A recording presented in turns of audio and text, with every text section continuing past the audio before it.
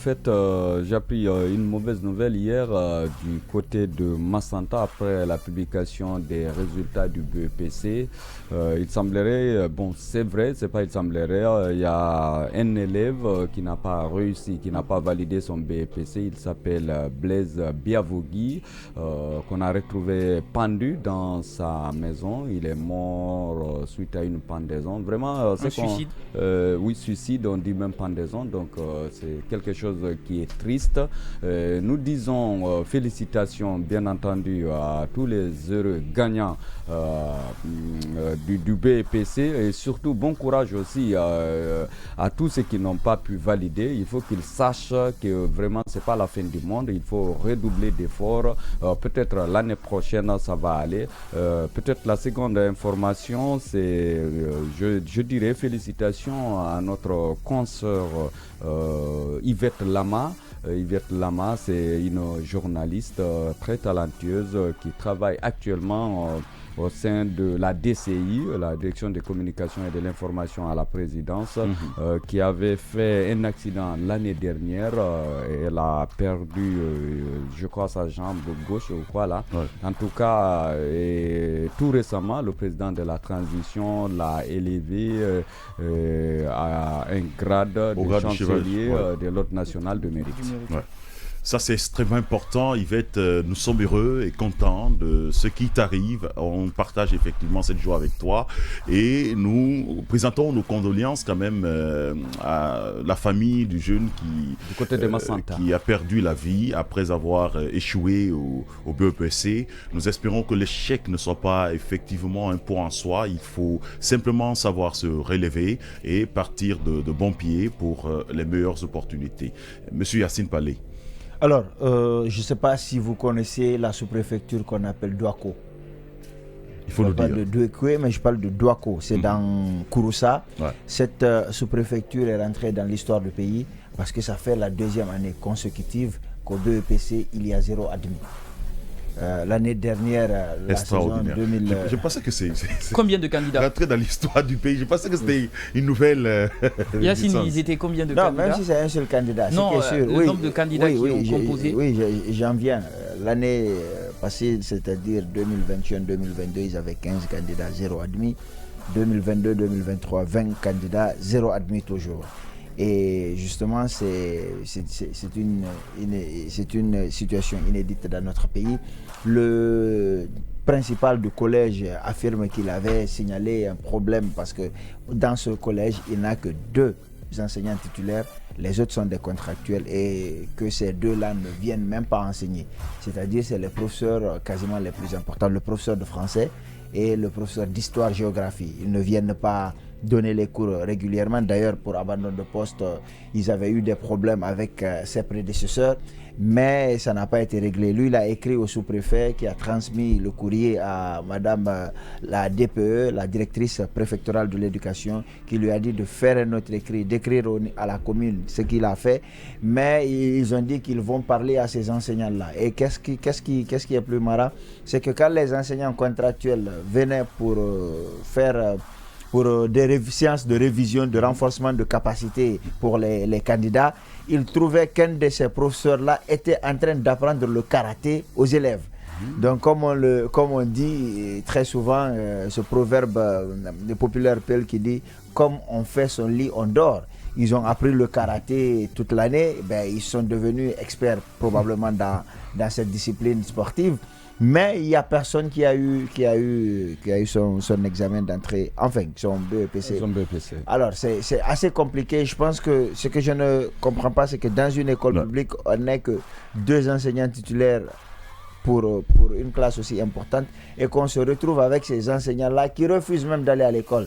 Dans le même temps, même les contractuels qui viennent donner cours, parfois ne sont pas payés. On voit qu'ils sont obligés quelquefois d'arrêter les cours pour être payés. C'est quand même compliqué. Il faut qu'on fasse face à cette situation. Je me rappelle encore de Koubia qui avait fait 0 admis, qui avait contesté les résultats. On est parti ressortir toutes les copies des candidats, on a recalculé, on s'est rendu compte qu'en réalité, l'État même le département leur a attribué quelques notes, a essayé de les pousser. C'est-à-dire que le meilleur candidat de Koubia avait 8 de moyenne. C'est-à-dire qu'il n'y avait aucune possibilité pour lui de les aider. D'avoir la moyenne. Ouais. Parce qu'on voulait montrer qu'on ne parlait pas de repêchage, etc. Mais on avait attribué quand même une moyenne, je crois, de 0,90, un truc comme ça. Mais malheureusement, il n'y avait aucun candidat. Sauf que des situations avaient été prises, notamment par l'ONG Kharan, qui, vous vous rappelez, qui était parti là et aider les gens finalement, puisque c'était le bac et tout ça. Ils ont réussi à progresser un peu, mais en ce qui concerne le BEPC, c'est comme ça. Et moi, il m'est arrivé de voir dans des localités dans ce pays-là où tu as un seul professeur qui donne maths, qui donne physique, qui donne chimie. Un autre seul qui donne français, qui donne philosophie, qui donne économie. À un moment donné, on peut bien être intelligent, on peut bien être expert, mais pas dans tout. Si tu penses que tu peux être expert dans tout, c'est compliqué. Je pense que c'est le bon moment de voir ce qui ne passe pas à Douako et de trouver les solutions aux problèmes qui sont là. Déjà, les professeurs qui sont démissionnaires, on peut trouver des sanctions disciplinaires. Mais en tout cas, le département doit se pencher sur cette question parce que ce sont des enfants de la République qui ont droit à l'éducation, surtout. Qui ont droit à l'éducation, surtout, c'est un fait qui est quand même rencontré dans la plupart des localités de notre pays. Il faudrait peut-être que le ministère puisse faire de ça une préoccupation majeure. Les enseignants crient, demandent, réclament et n'arrêtent pas de réclamer, mais quand même dans certaines localités, ils n'exercent pas le métier pour que l'on puisse voir effectivement les résultats qui sont produits. Ce qu'on veut simplement dire, c'est que pour les gens de cette localité, c'est du courage. On espère fortement que vous ayez des enseignants disponibles pour vous donner cours ou des contractuels qu'on va rapidement accompagner pour vous épauler. Je me tourne vers vous, Tamba Emmanuel. Oui, moi mon coup de cœur de l'actualité, c'est déjà les résultats. Précisément déjà d'un côté en France où le bac a un taux de 84,9%. Au bac français. Donc on attend de voir le nôtre et justement dans le même sillage on aura bientôt les résultats de notre bac. C'est pour montrer déjà que ce n'est pas en faisant... Oui, je vais en venir. Ce n'est pas en faisant baisser ou en ayant un nombre réduit de candidats qu'on qualifie un système. Quand le système il est bon, on peut avoir autant de candidats qualifiés, autant de candidats admis. Au contraire, même c'est là on évalue la pertinence et la qualité de l'enseignement qui est donné à travers le nombre d'admissions. Quand il n'y a pas beaucoup d'admis, ce n'est pas les élèves toujours qui ont tort, c'est aussi le système lui-même, les programmes, mais surtout les enseignants. Parlait tout à l'heure de ces enseignants. Aujourd'hui, combien d'enseignants sont dans les salles, combien d'écoles publiques ont le temps d'avoir des enseignants qui viennent tout le temps, qui assurent les programmes, qui n'ont pas la chance peut-être de compétir avec les écoles privées aujourd'hui, qui ont tout l'arsenal d'enseignants qu'il faut. Aujourd'hui, le public même est à l'abandon presque. On voit tout ce qui s'est passé. À l'AB, même les contractuels voulaient même bouder les examens, ils ne voulaient pas continuer avec la chose. Donc, je parlais de ces 84% du côté de la France, mais sauf qu'hier, une actualité a fait bouger la toile aussi. C'était par rapport à ces mêmes résultats du bac. C'est une actualité sur laquelle on m'a interpellé. Je ne sais pas si Mocus est prêt avec les captures d'écran. Parce qu'il y a une première capture d'écran sur la page du ministre Guillaume Awing, qui serait la page du ministre Guillaume Awing. C'est bien que je le mette au conditionnel, parce que la publication aurait été supprimée. Donc sur cette capture d'écran, on voit que le ministre aurait dit que de 9%, on passe à 50% d'admis pour le bac de cette année. Et aussitôt, quelques temps après, moi je suis allé sur la page rapidement pour checker. Je n'ai plus vu la publication parce que je me suis dit non, c'est pas possible. Mais après, comparativement, quand on regarde, parce que même si c'est trafiqué, quand on regarde le nombre d'abonnés, le nombre de personnes suivies, le design de la page, on a une certaine impression ça peut pas être les mêmes, en fait. Voilà, on a une certaine impression que c'est vraiment authentique. On se pose la question, est-ce que c'est vraiment le cas? Parce que la personne même a pris une photo à partir de son téléphone sur un autre appareil. Si c'était trafiqué, on le fait avec son propre téléphone et tout. On se demande vraiment, est-ce que c'est vraiment le cas? Est-ce que les résultats sont passés de 9 à 50%? Qu'est-ce qui s'est passé pour que Guillaume publie ses résultats la nuit et tout de suite la publication disparaisse dans la foulée? Est-ce que quelque part on n'est pas en train de préparer la conscience des candidats? Il y en a même qui disaient que si ça a été supprimé, peut-être que c'est pour réduire le nombre. Aujourd'hui on se pose la question. En tout cas on a hâte de voir si les résultats vont passer de 9 à 50%, ou ça va être dans le même sillage, mais on attend de voir ce que ça va apporter. Je le mets au conditionnel parce que c'est vrai que tout est presque identique. Les deux captures d'écran, si Mocus les avait mis, on aurait pu le voir. mais il faut mettre au conditionnel quand on sait que la technologie est super développée et n'importe qui aurait pu modifier quelques petits trucs. Voilà. De toutes les façons, nous, de notre côté, nous vous donnons l'exclusivité que, selon la publication du ministre Guillaume Arin, supprimé très rapidement dans la foulée, le bac, pour ses résultats, c'est passé de 9% à 50%.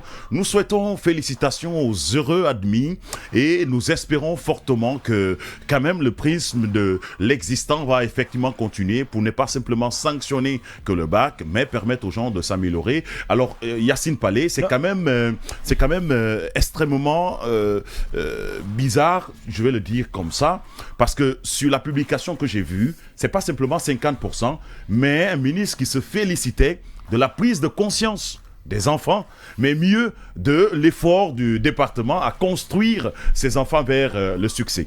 Ce qui est sûr, c'est qu'aujourd'hui, les résultats, on peut dire qu'ils sont disponibles.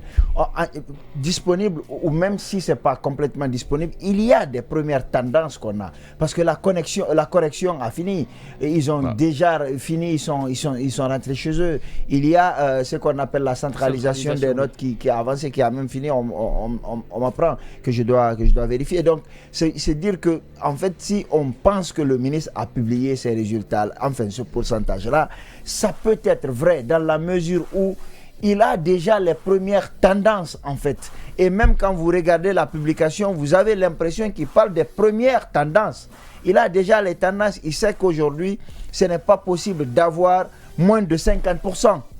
Donc il peut se permettre le luxe de parler de ça. Maintenant, attendons de voir ce qui va se passer. Ce qui est sûr, c'est que l'information qu'on peut garder aujourd'hui, c'est que les résultats du bac ne vont pas tarder à être proclamés. Hier, c'était le BEPC. Attendons peut-être d'ici la fin de la semaine ou au maximum en début de semaine prochaine, on aura les résultats du baccalauréat. Si c'est 5%, c'est déjà ça. C'est déjà une bonne chose. Après, quand on me parle de prise de conscience et autres, je pense que ce n'est pas seulement la prise de conscience qu'il faut pointer du doigt. Il faut plutôt aller au-delà de ça. Pas pour expliquer les résultats, mais pour avoir des résultats bons et pérennes. C'est-à-dire il faut se tourner vers la qualification des enseignants qui n'ont pas forcément tous le même niveau et surtout par rapport à des localités qui n'ont même pas d'enseignants. Qui n'ont absolument pas d'enseignants. Oui, Manuel. Oui, dans la même logique que Yacine, moi déjà je dirais pas que c'est un progrès. Parce qu'il faut se rappeler que dans les 50% qu'on aurait dit, les 50% qui pourraient être éventuellement admis, il faut noter les 91% de l'année dernière qui ont échoué. Ça, il faut le noter. Les nouveaux candidats qui se rajoutent à ceux-là encore. Quand même, c'est bizarre l'interprétation que les gens font des résultats qu'on est en train de suivre actuellement. On a l'impression que les gens, ils pensent que... Moi, je me dis que les élèves de l'année dernière qui ont échoué, qui n'ont pas eu le BEPC par exemple, sont ajoutés à d'autres élèves qui sont arrivés cette année. Et ils sont des milliers en fait. Ouais. Donc, lorsqu'on passe de 15 par exemple à 40% et que l'on passe de 9, si c'est bien sûr avéré, à 50%, ça ne devrait pas étonner les gens. Ce n'est pas une prise de conscience. Moi, je pense que ça n'a absolument rien à voir avec la prise de conscience. Parce que si ça avait vraiment évolué, on aurait vu déjà, on en parlait, le pourcentage, quand vous prenez 9% sur 100%, 91% ne l'ont pas eu. Après, vous ajoutez tous ces nouveaux qui viennent. Vous faites la balance, même si vous prenez, relativement, vous sentez qu'il n'y a pas une nette amélioration. Parce qu'on aurait aimé que dans les 91% de l'année dernière, qu'il y ait un certain pourcentage plus costaud, associé à celui des nouveaux qui viennent, qu'il y ait un pourcentage aussi costaud de part et d'autre. Parce que si on prend la courbe de progression des deux résultats, pour quelqu'un qui est observateur, qui prend avec du recul, c'est qu'il y a beaucoup d'élèves qui ont encore redoublé, et il y a des nouveaux élèves qui s'ajoutent encore dans ceux qui ont redoublé. Ça devient compliqué de dire qu'on se félicite des résultats ou qu'on encourage la logique. C'est bien beau de le dire, mais après, qui sont ceux qui sont passés? Voilà, tout ça, oui, mais il faut faire très attention par rapport à cette courbe, si monsieur va me permet. C'est qu'on n'a pas aujourd'hui une lisibilité de la chose. Les résultats ne sont même pas disponibles. C'est de la spéculation ce qu'on fait. Ouais. Et on n'a pas les statistiques des redoublants de l'année. En fait, du nombre d'admis parmi les redoublants de l'année dernière. On n'a pas ça, donc on ne peut pas savoir est-ce qu'ils ont eu. Mais la prise de conscience, elle peut être collective. C'est-à-dire que quelqu'un qui est en 12e année, et qui voit beaucoup d'échecs, il peut changer sa façon de travailler et redoubler d'ardeur. Ça, c'est une prise de conscience pour lui. Ceux qui ont échoué peuvent aussi faire une prise de conscience, travailler davantage. Mais ce qu'il ne faut pas oublier, c'est que dans tous les cas, aujourd'hui, on est en train de parler de 50% du nombre de candidats ayant participé. Ça veut dire qu'il y a quand même beaucoup plus d'admis cette année que l'année dernière. Et en pourcentage, mais surtout en nombre. Surtout en nombre, parce qu'on a parlé de 81% de candidats de l'année dernière qui ont échoué. 91% plutôt qui ont échoué. Disons-nous, les 10-15% ne sont pas revenus, sont allés à l'université pour étudier. Parce que ça a été interdit d'ailleurs. Oui, mais on sait comment ça fonctionne dans les universités privées. Moi, j'en connais beaucoup qui n'ont pas eu le bac, mais qui se retrouvent dans certaines universités privées. Lesquelles, par exemple? Non, je ne citerai personne. Non, mais Yacine. Non, je suis Yacine, quand même. Non, je suis en train de compléter une information. Il y a des gens qui n'ont pas le bac. Complète alors, vas-y jusqu'au bout. Les universités, on a besoin des noms. S'il te plaît, on veut comprendre les universités. Je disais qu'il y a des gens qui n'ont pas eu le bac, qui se retrouvent dans certaines universités privées que je connais déjà d'ailleurs, qui n'ont pas accepté de refaire le bac, qui ont continué à travailler. J'en connais pas mal de personnes. Tu te fais complice de la chose alors. Situation. Alors, tu es complice de tout ce que... Quand on dit qu'il y a trafic, quand il dit qu'il y a trafic de drogue et que tu es informé, et que tu es informé, tu es complice. Mon travail, c'est de trouver des informations et c'est ce que je fais. Je suis d'accord. Alors, ce que je dis, donc, ça veut dire, dans tous les cas, qu'il y a un nombre beaucoup plus élevé que l'année dernière qui a candidaté. Il y a un nombre beaucoup plus élevé que l'année dernière qui a eu le bac, parce qu'on parle de 50% qui pourrait avoir eu le bac. Qui pourrait avoir eu le bac par rapport à l'année. Oui, bien sûr, merci Tamba. Qui pourrait avoir eu le bac par rapport au pourcentage de l'année dernière, qui est de 9%, et dont le nombre de candidats est beaucoup inférieur par rapport à cette année. Beaucoup inférieur par rapport à cette année. Il faut quand même rappeler qu'à Cancan, Alpha, on va rapidement évoluer. Je dis à Cancan, par contre, il faut rappeler simplement qu'à Conakry, hier, il y a eu le procès du jugement du policier Mokhtar Tawel Kamara qui aurait trompé 42 personnes dans la fourniture des passeports et réalisation des passeports. C'est quand même un fait connu aujourd'hui en Guinée, où on dit officiellement c'est 500 000 qu'on paye pour un passeport de 5 ans et 1 million pour un passeport de 10 ans. Mais lorsque vous arrivez dans ces différents espaces de production des passeports, notamment Nongo et comment on appelle ça, Koléa, malheureusement, ce qui est constaté, c'est que les gens payent plus que ce qui est demandé officiellement. Des fois, il faut payer 1 million, 1 million 500, des fois 2 millions, certains payent pour avoir rapidement le passeport. Ce qui est sûr, c'est que pour le passeport de 500 000, tu ne payes pas moins de 800 000. Ça, c'est une certitude. Pour le passeport d'1 million, c'est autour d'1 million 300, 1 million 500. La fois dernière, quand on parlait des permis de conduire ici, j'évoquais ce cas et ils le font à ciel ouvert et de façon éhontée. On te dit, si tu veux avoir ton passeport, tu peux ne pas payer. Mais il faut attendre d'abord le programme que la banque te donne de 4 mois, très souvent. Ensuite, il faut aller faire les formalités. Il faut aller 2 semaines pour faire toutes tes formalités parce que tu ne vois même pas à qui t'adresser. Dès que tu viens vers une personne et te dit, moi, je ne sais pas, donc tu es obligé de faire la navette là-bas pendant près de 2 semaines. Ensuite, tu vas faire près de 2 semaines avant d'aller à la salle d'enrôlement. Finalement, c'est très compliqué. Ça peut te prendre, disons, 6 mois avant d'obtenir ton passeport si tu refuses cette corruption. À moins que tu ne sois d'une certaine notoriété où on va t'aider. Ou à moins que tu ne connaisses véritablement quelqu'un là-bas qui est capable de t'aider à obtenir ton passeport. Mais c'est quand même compliqué. Moi, je ne sais pas comment ça se passe. C'est quand même compliqué. Je veux quand même dire bonjour à monsieur Odilon Maomi. Bonjour Christian. Est-ce qu'on a une information coup de cœur? Oui. Allons-y, avec vous, oui. C'est l'élévation au grade de cheval d'or national du mérite d'Yvette Lama. On a parlé de ça tout à l'heure. Christian, tu me permets alors de revenir rapidement sur les passeports. Je ne sais pas quelle est votre expérience de la chose, mais moi je fais mon propre témoignage. D'accord. Je n'ai pas payé un sou de plus et la procédure, normalement, c'est 28 jours attente. La plupart du temps, les gens qui payent pour l'obtention, c'est pour accélérer le processus, ce qui est d'ailleurs pas normal. Sinon, c'est pas normal de fois payer. certains, c'est pas pour Parfois, accélérer le processus. Si, c'est pour quitter la file. C'est pour quitter la file. Oui, mais je t'explique en fait. Non, mais c'est important, c'est que je suis en train de dire, authentique, je sors mon passeport devant vous. C'est important, Christian, c'est très important ce que Tamba est en train de dire. Ce que je veux te dire c'est derrière, qu'on paye à la banque. Si vous payez après, vous êtes responsable d'avoir payé. Vous n'avez pas le droit de payer. Moi, je n'ai pas payé un franc de plus. C'est tout comme moi. Je me suis enrôlé, j'ai suivi toute la procédure, j'ai attendu les 28 jours et mon passeport a été délivré. Je n'ai pas fait de trafic d'influence. Peut-être tu avais une connaissance là-bas, sinon tu dois payer. Je vous assure, je suis allé à la veille des fêtes.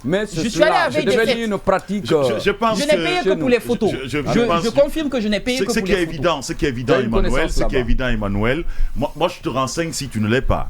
Lorsque tu arrives pour la production de ton passeport, parce qu'on a tous quand même eu les passeports, lorsque tu arrives pour la production de ton passeport, ce qui se passe, c'est que celui qui t'aide à démarcher, à t'envoyer, il t'exige de fois un montant. Des fois, tu n'es même pas libre toi-même de payer ce que tu veux. Des fois, il t'exige un montant. Jamais il finit de faire, après il te dit, bon, j'ai ton passeport avec moi, et puis on ne te donne pas ton passeport directement de l'intérieur, c'est lui qui récupère ton passeport. Il te dit, j'ai ton passeport avec moi, si tu veux récupérer. Moi, j'ai récupéré mon passeport, mais ce que je sais, c'est que quand je suis allé, le monsieur, à un moment donné, quand il a fini de faire les formalités, il m'a demandé de l'argent, et lorsque je lui ai demandé pourquoi je payerais et tout, il a commencé à être agressif. Il a déchiré. Non, j'ai pas payé. Il a déchiré, il a déchiré son... tout ce qu'il avait fait. Mais quand il s'est rendu compte que je suis de Djoma et tout ça, il s'est tout de suite rangé, il a commencé à parler, qu'il n'avait pas compris, etc. Donc si tu n'étais pas de Djoma, tu allais être victime effectivement de ça. Après, il allait nous marquons rapidement